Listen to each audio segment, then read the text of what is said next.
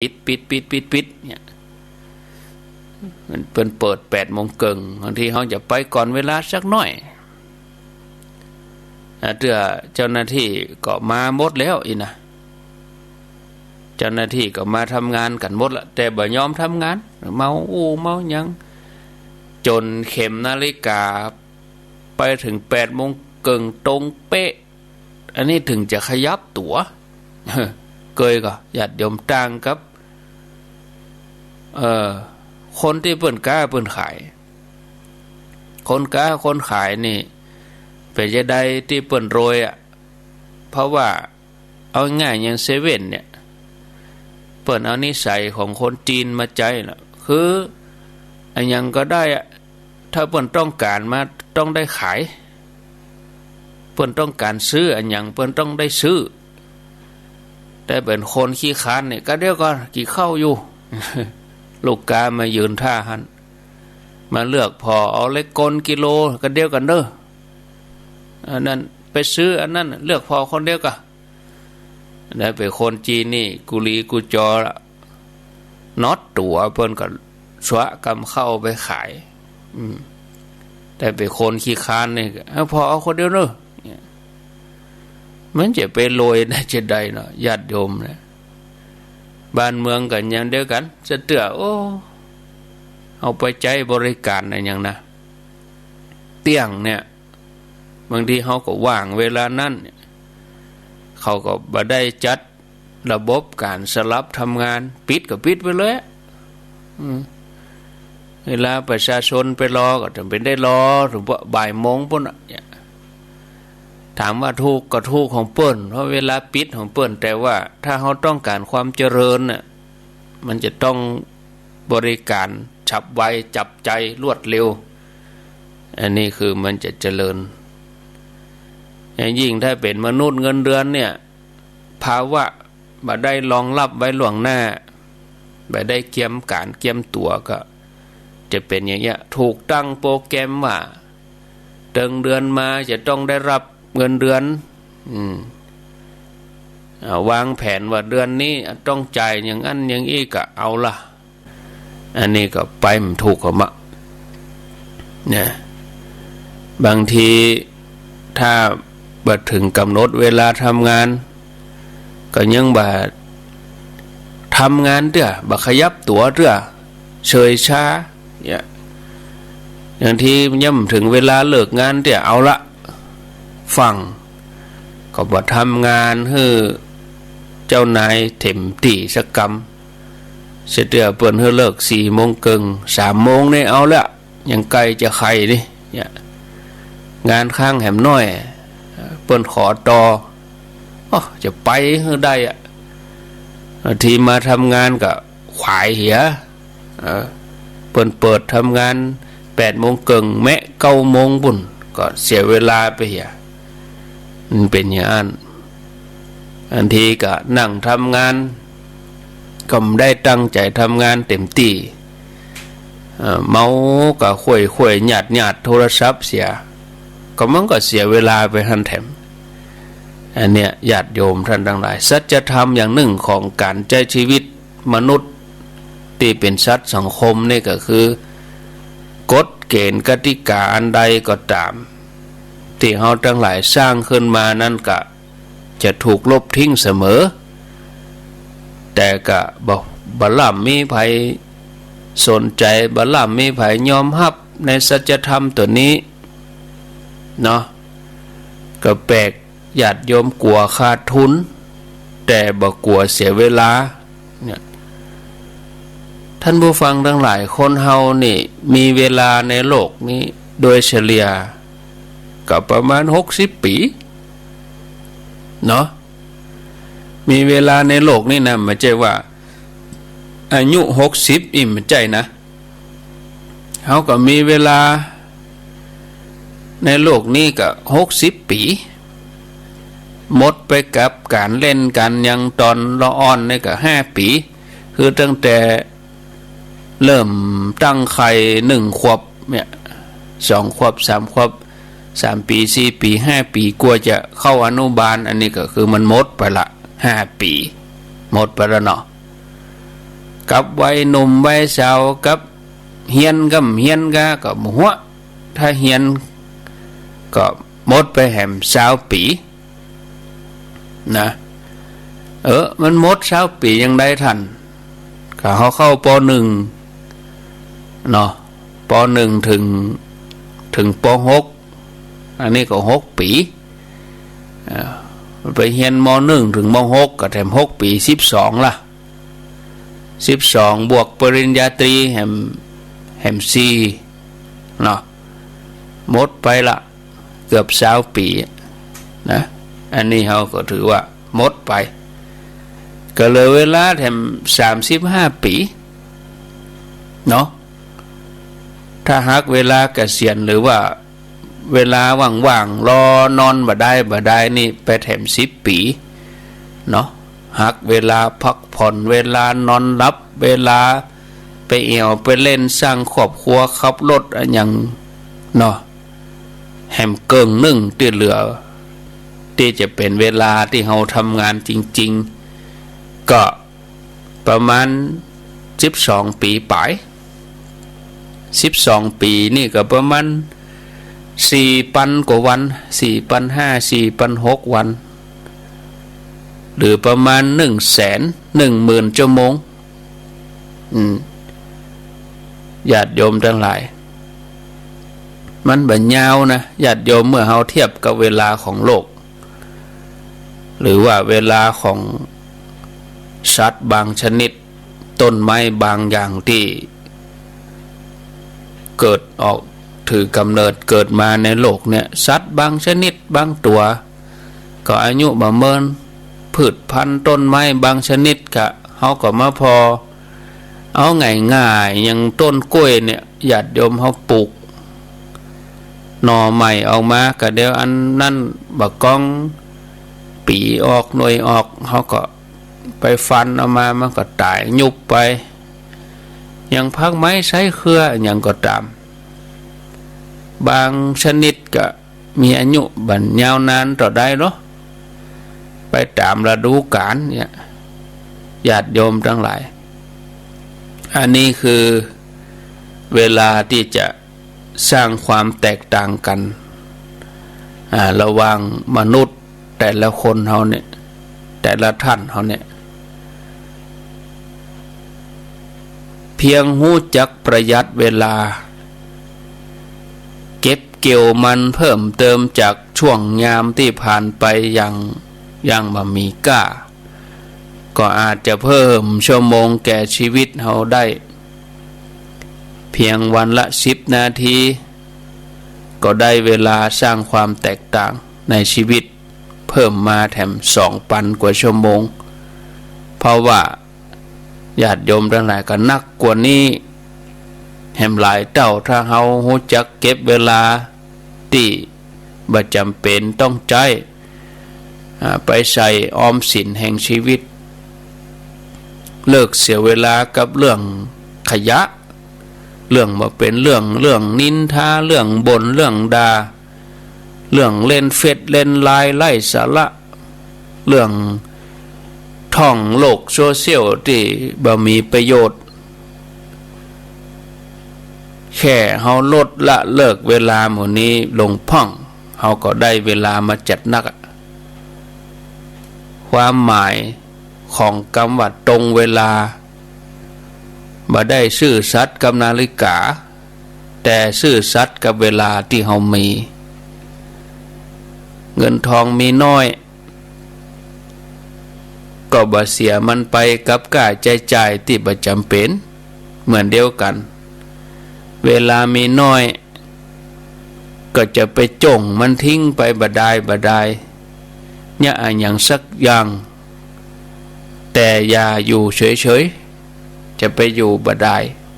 ทำอย่างคือเกิดประโยชน์อย่างญาติโยมเขาบ่จ้างเนี่ยหยังท่านบ่ฮู้จะเนี่ยหยังเนี่ยแต่ถ้าเฮาทำเมื่อเวลามีค่าเนี่ยโอ้น้อยเวลาที่เฮาอยู่เวลาที่เฮามีนี่แป๊บเดียวเท่านั้นอย่างเฮาผ่านวันเวลามาเนี่ย ข้างแหม2 วันจะสิ้นเดือนเลยญาติโยมทั้งหลายว่าเผือกำเดียวบ่ได้สรรพสัตว์ทั้งหลายที่เวียนว่ายตายเกิดกันอยู่ในสังสารวัฏสงสารนี่เฮาท่านทั้งหลายต่างก็แสวงหาทางหลุดพ้นที่เป็นมนุษย์ก็ต้องแสวงหาปัจจัยสี่ได้มาเพื่อสนองตอบความต้องการในการที่จะบรรเทาความทุกข์ยากลำบากแต่ก็เป็นไปได้ชั่วคราวเนาะถ้าบ่ได้ก็เป็นทุกข์บางทีได้มาก็ทุกข์กับรักษานะกลัวมันจะลุจะเสียกลัวมันจะพลัดพรากจากกันอยากได้สิ่งไหนไม่ได้สิ่งนั้นนั่นก็เป็นทุกข์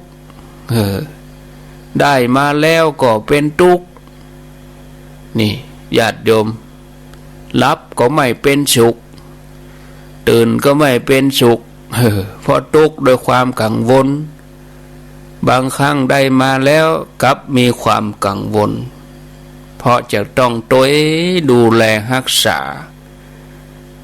สิ่งนั้นอยู่กับเฮาเมินก็เป็นการเพิ่มทุกข์เข้ามาแถม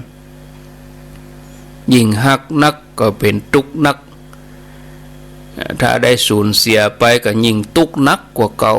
วนเวียนกูอยู่หาที่สุดบ่ได้ที่เป็นอย่างนี้ก็เพราะว่าอย่างก็เพราะว่าตัวตัณหาเพราะความอยากความทะเยอทะยานความอยากปาไปตัวตัณหาปาไปเป็นตัวเกิดเป็นตัวทำให้เกิดชาติเกิดชรามรณะชีวิตที่บ่มีที่เปิ่งอันอย่างนี้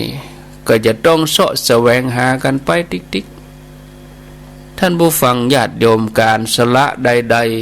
ๆบ่ยิ่งใหญ่เท่ากับสละชีวิตตัวเองเพื่อความประเสริฐเพราะชีวิตเป็นสิ่งที่มีค่าที่สุดบอกว่าคนหรือว่าสัตว์ก็ฮักชีวิตตัวเก่าทั้งนั้น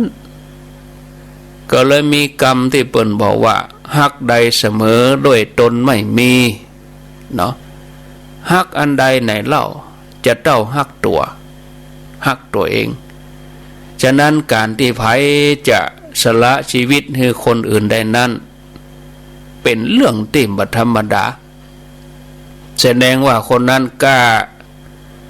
เนาะต้องมีใจเด็ดเดียว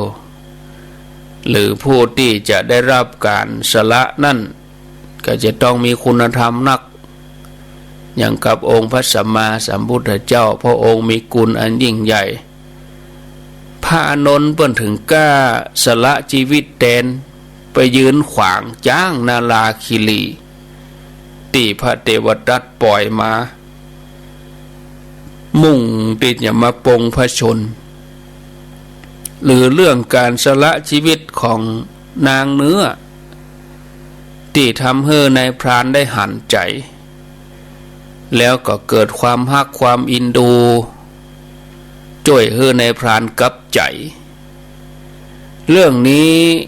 เคยเกิดขึ้นมาแล้วในอดีตการ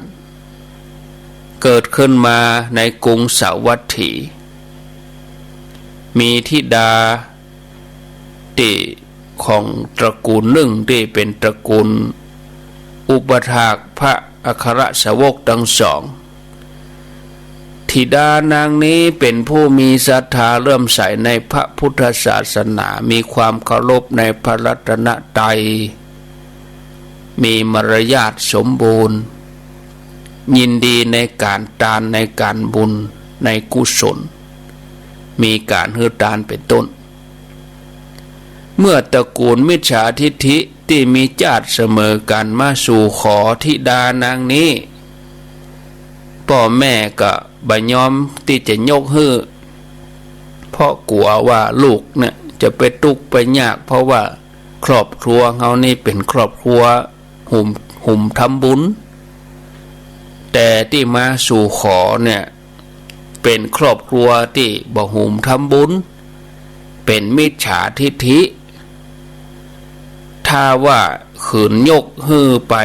เอาลูกสาวไปก็กลัวว่าลูกตัวเองจะบ่ได้ทำบุญฮือทานรักษาศีลก็เลยปฏิเสธไปว่า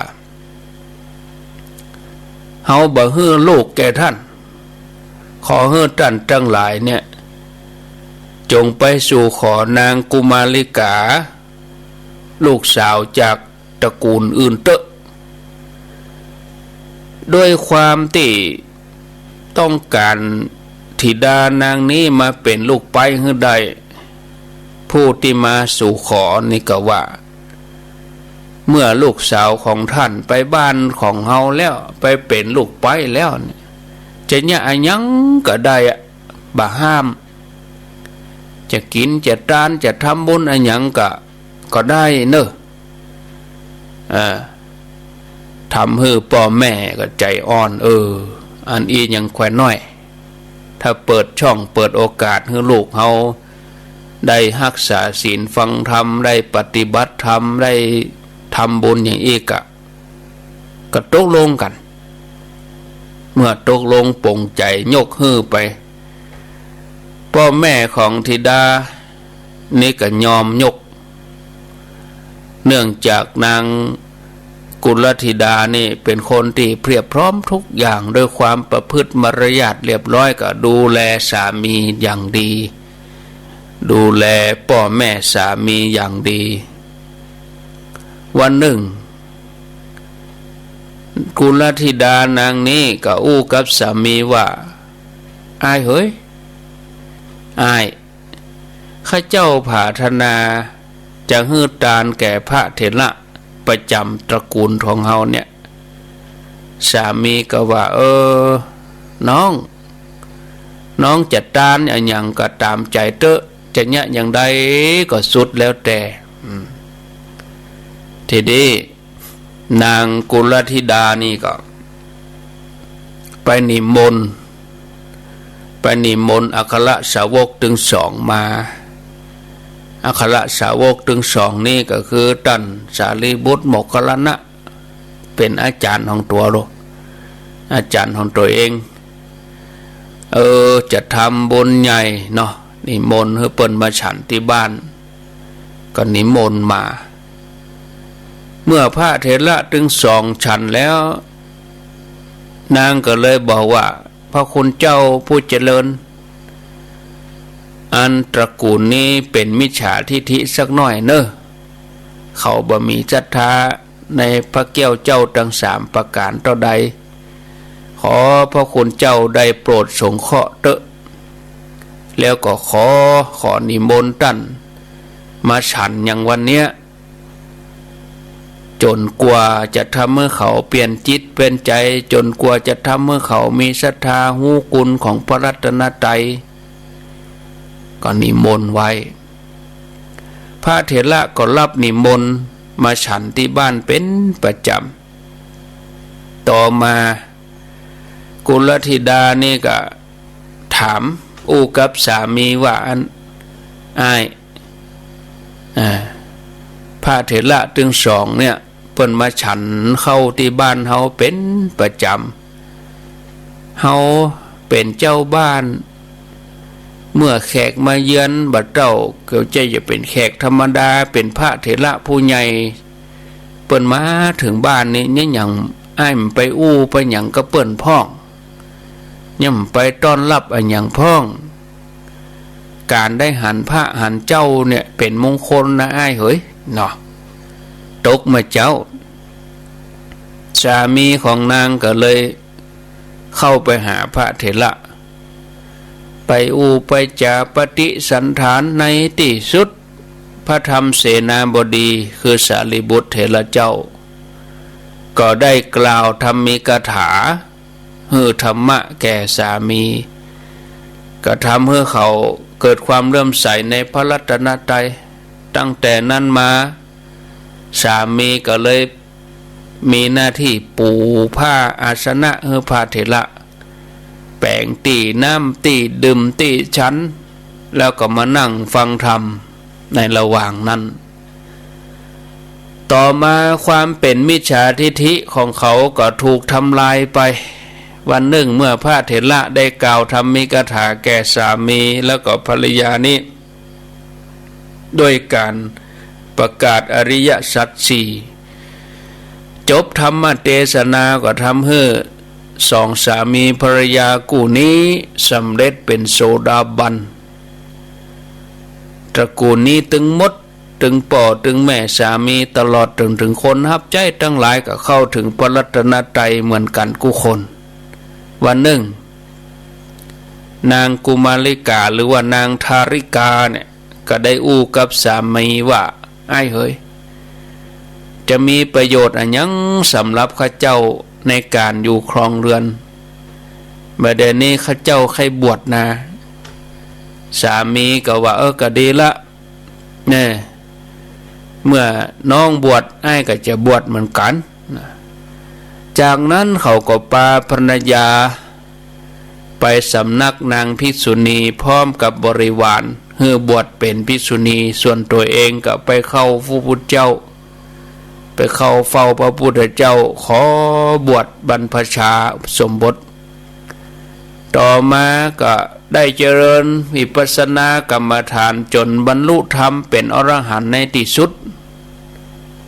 เรื่องนี้ก็เลยเป็นหัวข้อของการสนทนาของภิกษุทั้งหลายเมื่อพระองค์เสด็จผ่านมาก็ถามว่าภิกษุเธอเขาสนทนากันเรื่องใดภิกษุก็เล่าเรื่องที่ผ่านมาอู้กันอย่างใดพระพุทธเจ้าฟังพระพุทธเจ้าก็ว่าดูก่อนภิกษุทั้งหลายนางภิกษุณีที่ออกบวชแล้วก็เป็นอรหันต์เนี่ยได้ปลดเปลื้องสามีจากบ่วงคือกิเลสทั้งหลายบ่ใช่เฉพาะประเดี๋ยวนี้ต่ออันนะแม้ในการก่อนนางภิกษุณีตนนี้ก็เคยปลดเปลื้องมาแล้วจากบ่วงจากนั้นพระองค์ก็ทรงเอาเรื่องในอดีตยกสาธกขึ้นมาได้ตรัสเล่าให้ภิกษุทั้งหลายได้ฟังดังต่อไปนี้ว่า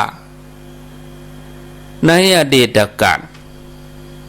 เมื่อพระเจ้าพรหมทัตครองราชสมบัติอยู่ที่เมืองปารณสีโพธิสัตว์เจ้าของเฮาถือกำเนิดเกิดเป็นพญาเนื้อก็คือกลุ่มกวางเก้งทั้งหลายพญาเนื้อนี่มีรูปงามหน้ารักใคร่หน้าชื่นชมผิวพรรณก็เหมือนทองประกอบไปด้วยเท้าหน้าเท้าหลังที่แข็งแรงสีก็เหมือนเปิ้นจะย้อมด้วยน้ำข้างเขาก็เหมือนกับพวงเงินในตาสองข้างเปรียบเหมือนดวงแก้วมณีหางก็เหมือนผ้ากำพลส่วนภรรยาของพญาเนื้อก็เป็นนางเนื้อที่รูปงามตึงสองอยู่ด้วยกันพร้อมบริวาร 80,000 ตัวต่อมาในพานไปแปลงบ่วงดักไว้ขณะที่โพธิสัตว์เจ้าเดินนำหมู่ไปหากินอยู่เท้าก็ไปติดกับบ่วงของนายพานพญาเนื้อพยายามดึงจนเต็มที่โดยความคิดว่าจะทำให้บ่วงนี้ปุดขาดแต่บ่วงนั่นก็หัดแน่นเข้าจนเข้าหนังเข้าจิ้นดึงมาแถมกับปาดบ่วงนี้กับบาดไปศรัทธาญาติโยมก็ทำให้เนื้อปุดขาดไปเอ็นก็ปุดไปหัดแน่นไปติกพระฤาษีเจ้าก็หัวบ่อาจจะลุดจากบ่วงนี้บ่ทำให้บ่วงนี้ขาดได้ก็เลยบอกให้ลูกน้องว่าตัดนี้มีภัยบริวารทั้งหลายกันหนีกันไปตกใจส่วนภรรยาของพระฤาษีเจ้านี่บ่ยอมหนีเข้าไปหาพระฤาษีเจ้าอันเป็นสามีให้กำลังใจให้เกิดอุตสาหะว่าข้าแด่นายท่านผู้มีกำลังนักท่านจงพยายามดึงบ่วงออกพยายามดึงบ่วงติดแน่นนั่นให้ขาดไปฉันผู้เดียวเว้นท่านเสียแล้ว จะมีชีวิตอยู่ได้อย่างใดพญาเนื้อโพธิสัตว์เจ้าก็บอกว่าฉันพยายามแล้วแต่บ่อาจจะทำให้บ่วงนี้ปุดขาดไปได้เท้าของฉันจะปุดขาดแตนเสียฉันเอาเท้าตะกุยแผ่นดินด้วยกำลังแห่งบ่วงนี้กับยึดแน่นบาดเท้าของฉันเข้าไปแถมภรรยาของโพธิสัตว์เจ้าก็ปลอบโยนว่าข้าแด่นายผู้เจริญท่านอย่ากลัวเลยดิฉันจะอ้อนวอนนายพรานให้ไว้ชีวิตท่าน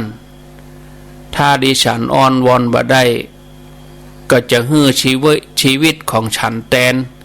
และปล่อยท่านไปแล้วก็ไปยืนใกล้ชิดกับโพธิสัตว์นายพรานถืออาวุธครบมือเดินทางมามีหอกมีดาบเมื่อนางเนื้อหันใส่นายพรานแล้วก็เดินเข้าไปหาด้วยความองอาจขอชีวิตพญาเนื้อบอกว่าข้าแด่นายพรานท่านจงปูใบไม้ลงแล้วก็จักดาบแล้วก็ฆ่าข้าพเจ้าเสียแล้วก็ฮือปล่อยพญาเนื้อนี้ไปเสียเถิดนายพรานได้ฟังอย่างอ่านเกิดว่าคนที่เป็นมนุษย์ยังบ่ฮื้อชีวิตตัวเก่าเพื่อแก่คนอื่นเลยเป็นจะได้กวางตัวนี้เป็นสัตว์เดรัจฉานถึงสละชีวิตตัวเองยังสละได้ทั้งยังกล่าวเป็นภาษามนุษย์โดยแถมโอ้สัตว์นี้มีบุญเขาจะทำลายชีวิตสัตว์ถึงสองบ่ได้ละถ้าเขาทำลายบาปกรรมจะตกสู่เขาวันนี้เขาจะฮื้อชีวิตสัตว์ถึงสองนี้กึดอย่างอันแล้วนายพรานก็เดินเข้าไปหาพญาเนื้อโพธิสัตว์เจ้าเอามือตัดบ่วงออกจากข้อเท้าก้อยๆนำบ่วงออกจากเท้าแล้วก็เอาเอ็นมาต่อกันแล้วก็เอาหนังมาปกจีนปฐมพยาบาลนะโดยอนุภาพบารมีของพระริศเจ้าที่ได้ปั่มเป่งมาแล้วก็เมตตาของนายพรานโดยอนุภาพของมหาทานที่นางเนื้อได้สละชีวิตทำให้เอ็นก็ดีกระดูกก็ดีต่อกันได้เป็นอัศจรรย์พระริศเจ้าคือว่านายพรานนี้เป็นที่ฮักของเฮาแม้เฮาก็ควรจะเป็นที่เปิ้งของนายพรานตัวก็มอบดวงแก้วมณีที่มีอานุภาพวิเศษให้แก่นายพรานให้โอวาทแก่นายพรานว่าสหายตั้งแต่นี้เป็นต้นไปท่านอย่าได้ทำบาปอีกเลยจงรวบรวมเอาทรัพย์ที่จะได้จากแก้วมณีที่เฮาฮื้อเนี้ยฮื้อดูแลครอบครัวทำบุญฮื้อทานสร้างบารมีมีศีลเป็นต้นโดยอนุภาพของดวงแก้ววิเศษอันนี้เถิดจากนั้นทั้งสองก็ได้เอี่ยวในป่าด้วยความสุขสดสดีรอดจากมรณะภัยเพราะการสละของภรรยาเมื่อจบธรรมเทศนาแล้วพุทธองค์ก็ทรงตรัสว่านางเนื้อที่ได้สละชีวิตยอมสละตัวเองนั้นก็มาเป็นภิกษุณีสาวกเฮาในจัดนี้ส่วนพญาเนื้อนั้นได้เราเองตถาคตท่านผู้ฟังทั้งหลายเขาจะหันว่าอนุภาพของการเสียสละนั้นยิ่งใหญ่สามารถทำให้ใจของนายพรานที่หยาบแข็งกระด้างอ่อนลงไปโดยการช่วยเหลืออนุเคราะห์ซึ่งกันและกันทำให้กู้ชีวิตได้อยู่ได้อย่างมีความสุขการเสียสละนั้นองค์พระสัมมาสัมพุทธเจ้าได้วางหลักให้เฮาวางหลักไว้ว่าถ้าจะต้องเสียสละก็ให้เสียสละไปตามลำดับเสียสละทรัพย์เพื่อรักษาอวัยวะสละอวัยวะเพื่อรักษาชีวิตสละชีวิตเพื่อรักษาธรรมเพื่อความถูกต้องฉะนั้นญาติโยมเฮาท่านทั้งหลายตื่นมาเมื่อเจ้าประพฤติปฏิบัติเฮาก็ได้สละเวลาแล้วส่วนหนึ่งของเฮาได้มาไหว้พระได้มาฟังธรรมรักษาธรรมะที่อยู่ในใจของเฮาสละอารมณ์ขุ่นมัวจะเกลียดจะโกรธไผสละไปแห่หมดกูอย่างเพื่อการเข้าถึง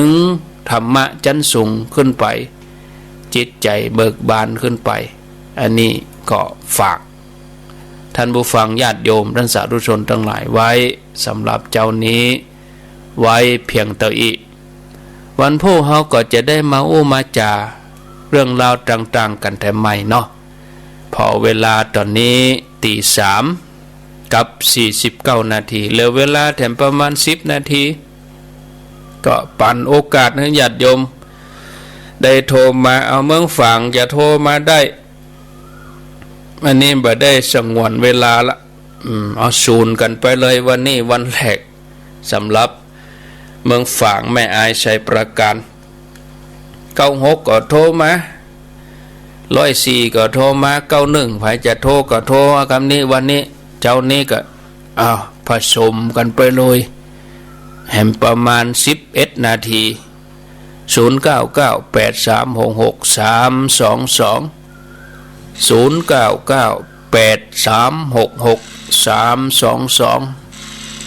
เจริญปอ